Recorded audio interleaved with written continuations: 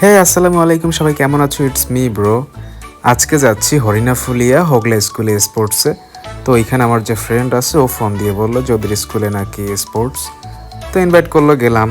দেখি কি অবস্থা। ছোটোবেলায় স্পোর্টসে যখন নিজেরা খেলতাম, আসলে ওই দিনগুলোই অনেক সুন্দর ছিল।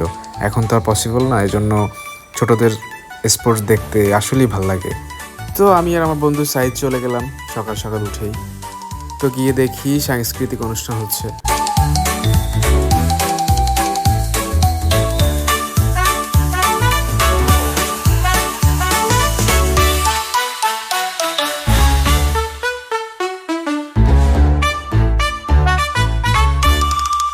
এখানে আমরা মাঝে মাঝে গিয়ে ভিডিও শ্যুট করি, বাট তখন একদম ফাঁকা থাকে, একটা পাখিও দেখা যায় না। বাট আজকে স্পোর্টসের দিন এত মানুষ দেখে আমরা অবাক। আসলেই পরিবেশটা অন্যরকম ছিল। এমনি গিয়ে যেরকম খালি পাই, বাট আজকে একদমই আলাদা।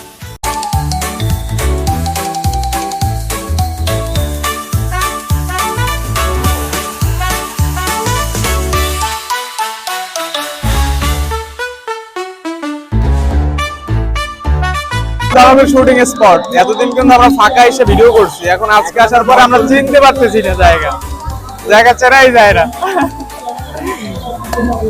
বাট কালকে থেকে আবার এখানে শুট করব, তখন আর কাউকে দেখা যাবে না।